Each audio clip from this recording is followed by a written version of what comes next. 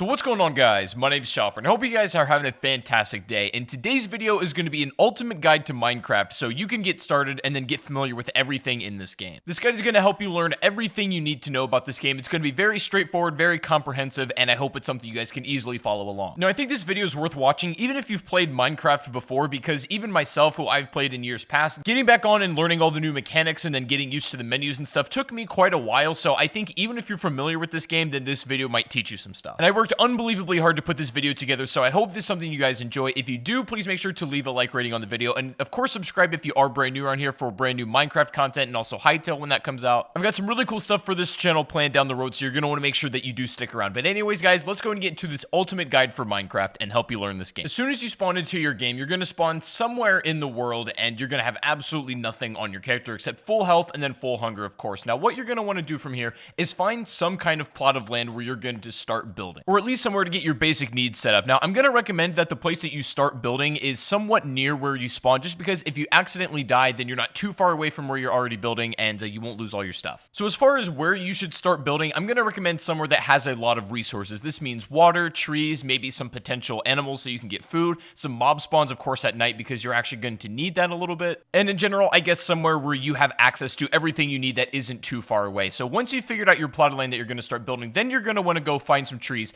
and get wood. Now, you're definitely going to want a little bit of wood, especially when you're starting out, because you're going to need to build a crafting table first of all, and then you're also going to probably want enough to make some sort of little structure, at least for the first night, as you're not going to have a whole lot on your hands because you only have a very limited time to start building this stuff. But once you have some wood, then you can start building your crafting table. Now, this is the most fundamental item you need to build everything else in the game. So you're going to take your wood that you got from the trees, and then you're going to go ahead and build some planks. And you can do this by putting it inside the 4-square grid that's right by your character. And once you have all of your planks built, then you can go ahead and then put them back in that 4-square into a pattern that looks like this, and it should build your crafting table. Pretty straightforward, pretty easy. Now, from here on out, as soon as you place your crafting table down on the ground somewhere, you now have access to all of the craftable items in the game, and the recipes for all these items can be found in this green book, or if you know them by heart, then you won't need the book. Now, as soon as you got this crafting table built, the first item that you're going to want to build yourself, the very first thing you want to go for is a wooden pickaxe. And this is pretty simple to build. You're going to want to make sticks, which is very simple, from your planks,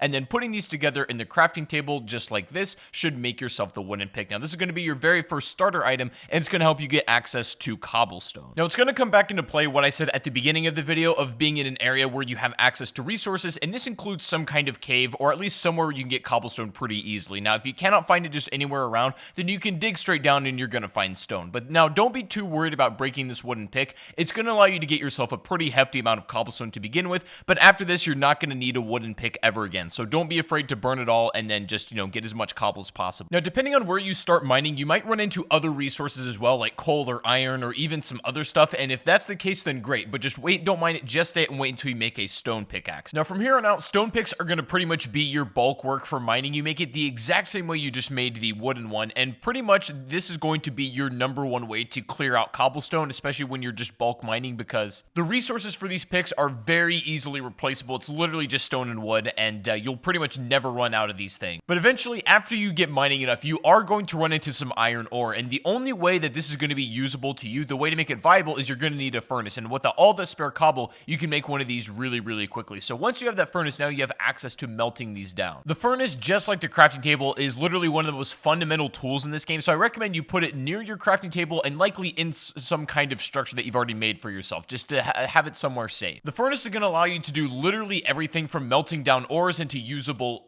items, and then also cooking food, which is going to give you much more energy than if you were to eat it raw. Sometimes when you're at this point in the game, that's the only thing you have available, and you got to do what you got to do. So it's not like there's never going to be a situation where you have to eat raw meat or you have to eat the rotten flesh in Minecraft, but ideally you want to have it cooked because it's just going to net you a lot more energy and health. So at this point in the game, it's important to protect the resources that you have and then really start to build up where you're going to be staying. Now, what I recommend you do is stock up on a lot of food and then also make a ton of resources in order to build some kind of house. Like normally I just build it out of wood. It's very mobile and you can use this for a lot of things. For example, if you have an excess amount of wood and you're using your furnace and you just don't have enough coal in hand, you can actually burn wood. It doesn't burn nearly as well as the coal does and not for as long at all, but it's still an option if you don't have any at hand. And while you're doing this, it's worth melting down all the iron ore that you have in order to get the ingots because you're going to use these a little bit later on. And for your makeshift safe house, you're just going to want to have something that's tall enough that mobs aren't going to jump in while you're doing this kind of stuff. So maybe maybe 3 or 4 blocks high will be just fine. And of course, another important thing is you should definitely think about making a stone hoe in order to make an infinite source of food, essentially. Now, I wouldn't waste iron on doing this because, again, these are easily replaceable. You can use wood if you really want to as well. But having a stone hoe and starting out with some wheat seeds that you can get from breaking grass is going to be really beneficial. And also something I strongly recommend is you make a bed at this point, especially if this is where you want to make your spawn point be, because every time you die, instead of spawning where you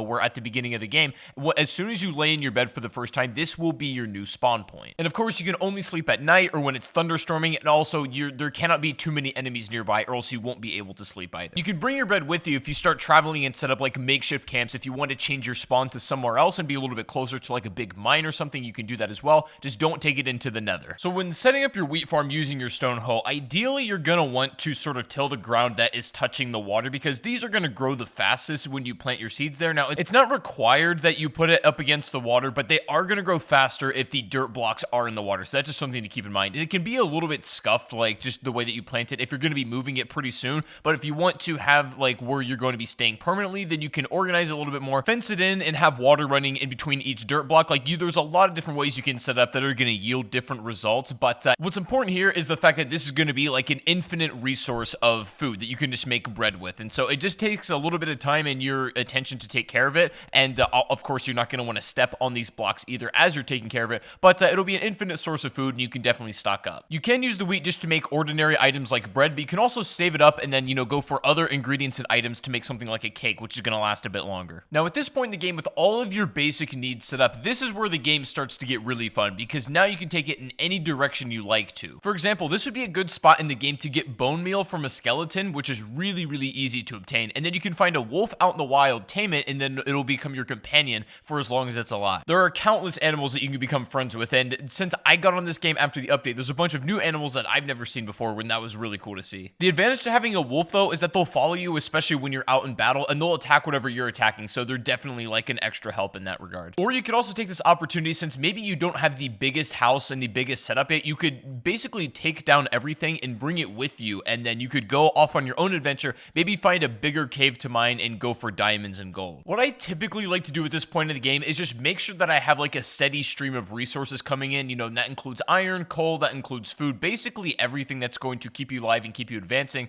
and then also start making moves towards getting some of the rarer items in the game, like getting diamonds, and then of course obtaining obsidian. Now, after getting the obsidian material, this is where the game starts to get a little bit more advanced, and at this point in the game, if you've made it this far, then you're probably already familiar with most of the mechanics, and you can pretty much run with it for yourself. And to obtain obsidian, you're going to have to do some pretty extensive mining, so you're going to want to make sure you're well prepared for this. This includes having a ton of torches, a bunch of stone and iron pickaxes, and definitely some swords and armor, which is definitely recommended. When you're trying to mine obsidian, what you're going to notice is when you first come across it, unfortunately, you are not actually able to mine this with your iron pick. You're going to require a diamond pick, and that's going to at least require you to dig far enough down where you're at diamond level, and of course, obtain enough to where you can actually build a pick itself. And so you can also make obsidian if you get a lava bucket, and then you can do it your own with water, but I find it easier just to kind of dig down for it because it's not that hard to come across. And if you run into the situation where you haven't found diamonds by the time you come across obsidian, what I normally do is cut around where I found the obsidian, and eventually you're probably going to run into diamonds, so I wouldn't worry too much there. And of course, since diamonds are especially rare, if you do find it, you're going to want to make sure you take care of it. What's nice about this game, though, is that once you've kind of dug out far enough where you found diamonds already, it's not too hard to keep finding more. So once you initially find your first ones and you can kind of chain off of that, then you should be in good shape just to get more as well. Now, for whatever reason you are struggling to come across diamonds, no matter how much you're mining, I made a video of the top 5 best ways and easiest ways to find diamonds in Minecraft, so you can go check out that video if you're having problems. But if you're there long enough and you're doing everything right, then you shouldn't have any problems whatsoever. And also, you're going to run into a lot of redstone, and you can get really, really creative with this item if you so wish to. But just as a beginner and as a starter point, it's really nice to make something like a clock and also a compass for Minecraft. The compass is going to allow you to travel much further distances without getting lost, and you can safely do it basically by following wherever your house would be, and you can go off and venture wherever you want in this entire world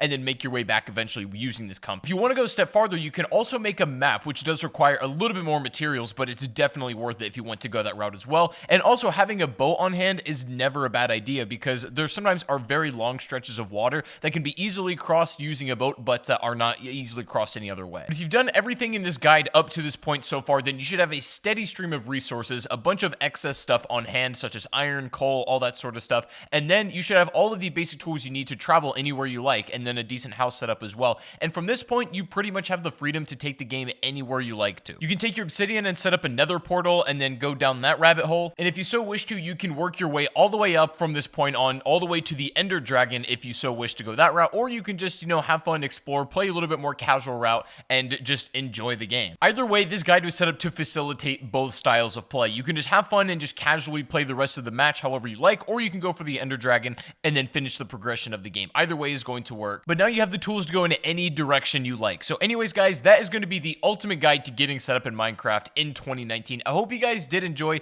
If you did, please make sure to leave a like, rating, subscribe if you are brand new, and let me know down below in the comment section if there's anything in specific you would like to see me make a video on. I'm going to have some videos about shaders and mods here pretty soon, so stick around for the exciting stuff. But I did want to get this guide out there for a lot of people who are just jumping back into Minecraft after a long time, or maybe have never played this game before and are just wanting to get a grip on and understanding on everything. But let me know your guys' thoughts in the comment section down below. Thank you guys for watching once again, and I'll see you all on the next stream or the next video. Take it easy, guys, and peace out.